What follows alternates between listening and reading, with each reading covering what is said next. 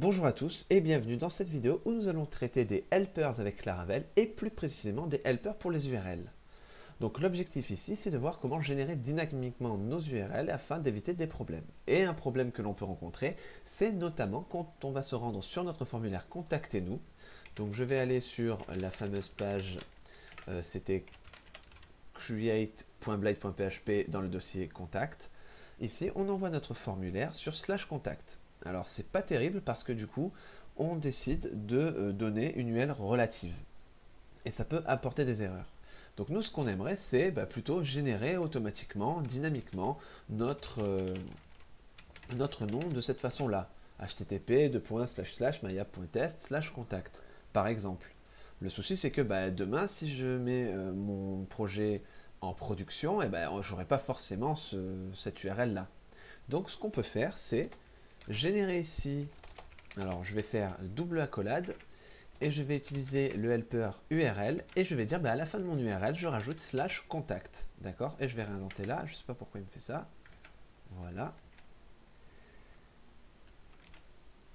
Et maintenant si je retourne sur mon formulaire de contact, que je fais un coup de CTRL U et que je descends dans mon formulaire ici, je vois bien que j'ai généré l'action avec l'URL de manière dynamique. Donc j'ai bien mon URL /contact.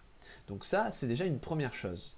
Le souci, c'est que j'ai pas forcément envie de garder tout le temps le même nom de route. Si demain, je veux envoyer tout ça sur contacter-nous, je vais avoir un problème. Parce que déjà, si je vais réactualiser la page, déjà le /contact que j'avais mis dans ma barre de navigation, il ne marchera plus, ça va m'envoyer une 404 puisque /contact n'existe plus, je ne l'ai plus défini dans mon fichier de routing.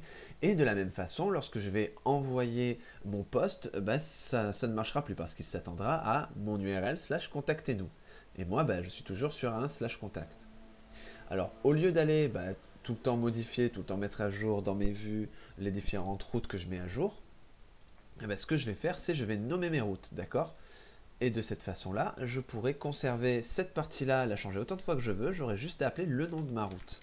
Donc je vais flécher ma fonction, et je vais lui donner un nom qui sera, on va suivre la même nomenclature, ce sera contact.create. Et de la même façon, ici, je vais faire un /name contact.store. De cette façon-là, j'ai nommé mes routes. Donc l'avantage c'est que ici dans mon action je sais que je vais devoir pointer sur le poste pour contact.store. Donc je vais faire route contact.store.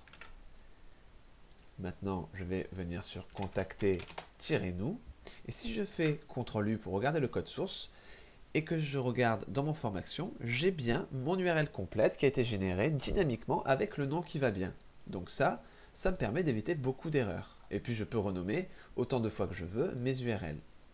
Donc l'idée ici, ça va être déjà de renommer aussi le reste de notre application. Donc je ne vais pas forcément le faire là, mais vous avez compris le principe, d'accord ? Vous allez me dire, bon c'est bien joli tout ça, mais le gros de nos routes, c'est ici. C'est le route ressource qui génère toutes les routes pour nos clients. Et finalement, vous y attendiez peut-être, mais on ne peut pas faire name quelque chose, parce que ici, on devrait passer le nom d'une route, alors que la fonction ressource génère déjà plein de routes. Donc, ne vous inquiétez pas, le fait d'avoir utilisé la fonction ressource nous permet, ou a permis plutôt en amont, de générer des routes. Alors, quelles sont-elles? On va se rendre sur notre terminal, et on va faire un coup de PHP artisan route .list. Ça va permettre de lister toutes les routes de notre application.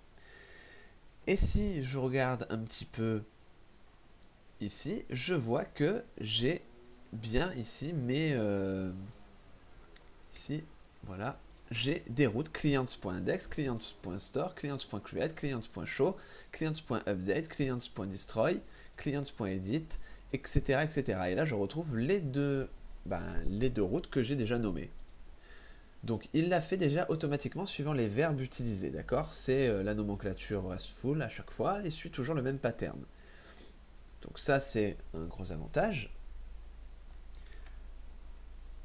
Donc de cette façon-là, si je veux revenir un petit peu sur mon layout, hop, app.blade.php, ici là j'ai voir nos clients, et ben, ce que je peux faire, c'est qu'au niveau du href, je peux interpoler ici en faisant route, et j'ai clients.index. Alors je crois que c'était avec un S, je sais plus. Je vais actualiser. Voir nos clients. Oui, c'était bien avec un S. Et là, il a automatiquement généré la page qui va bien. Donc vous pouvez faire ça aussi pour le reste. Si vous allez dans le dossier clients, vous allez dans la vue par exemple show, d'accord, ou plutôt dans la vue index, là notre bouton il était également généré dynamiquement. Donc je ne vais pas faire ça pour tous les liens, vous avez compris le principe, mais pour clients/create, on sait qu'il a créé une route qui s'appelle clients.create. Donc on n'a plus qu'à faire route clients.create. Voilà.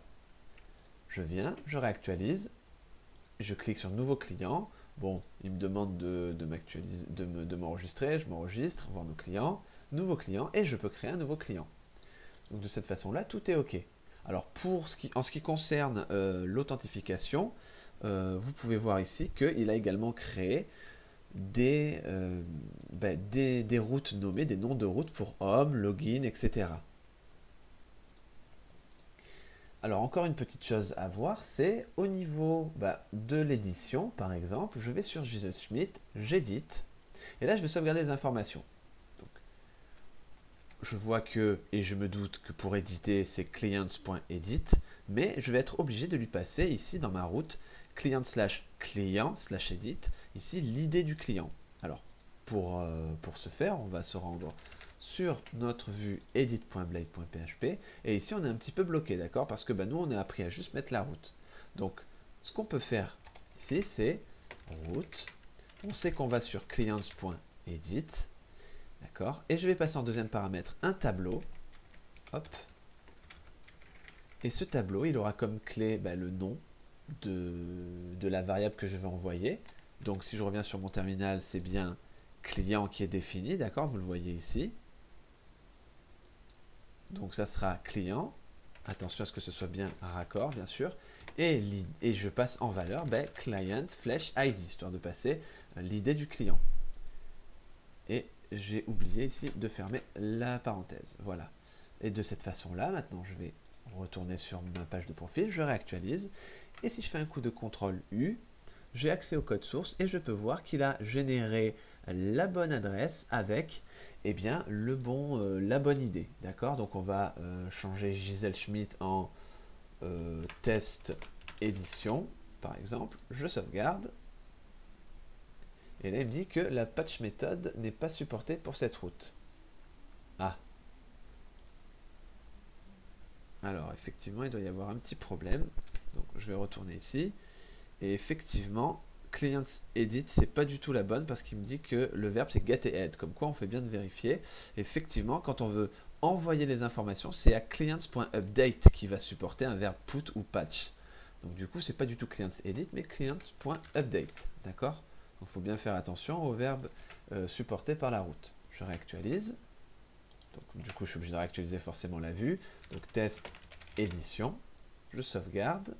Et là, on voit bien que tout va bien, que mon client a bien été édité, et dans le code source, je me retrouve toujours avec la bonne URL. C'était bien /client/5, d'accord. Il l'avait bien généré tout à l'heure, mais c'était pas la bonne route. Ensuite, une autre chose que vous pouvez faire si vous voulez, en tant que helper URL, d'accord, pour pouvoir générer une URL, c'est par exemple, vous pouvez vous dire, là, au niveau de ma liste de routes, j'ai une route qui s'appelle home, d'accord. C'est dans home controller @index. Donc, on va se rendre dans app, http, controllers, et c'est home controller, et là j'ai la méthode index, d'accord, qui retourne la vue home.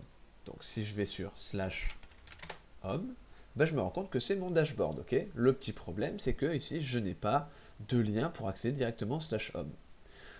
Donc ce qu'on pourrait faire, c'est revenir dans notre app.blade.php, donc notre layout, rajouter un nouveau lien. Ici, l'appeler, on va l'appeler dashboard, panel, on va l'appeler tout simplement panel. Et ici, ce que je pourrais faire, bien sûr, c'est un route de home. Tout simplement. J'actualise. Voilà, et là, j'ai maintenant un super lien pour home. D'accord, qui s'appelle panel. Voilà, je retire l'active. Ce que je peux faire aussi, c'est utiliser le helper action, qui va me permettre d'appeler le contrôleur et la méthode à utiliser dessus. Donc nous, on a vu que c'était le home controller et que c'était la méthode index. Donc si j'utilise action home controller at index et que je réactualise, je reviens sur à la racine du site, je clique sur panel et ça m'a aussi généré l'URL qui va bien. Donc voilà un petit peu l'ensemble de helpers qui concernent les URL pour notre application. Donc on peut maintenant tout simplement aller renommer nos routes dans le fichier routing, d'accord, et puis ensuite le mettre et ensuite le remettre dans nos vues pour éviter des erreurs. Donc ça, je vais vous laisser le faire par exemple, ok. Donc pour à propos, vous pouvez la nommer, pour contacter nous, vous pouvez la nommer, etc. Donc ça a été déjà nommé d'ailleurs. Donc les routes qui ne sont pas nommées, à vous de les nommer. Et puis ensuite, on se donne rendez-vous pour la prochaine vidéo.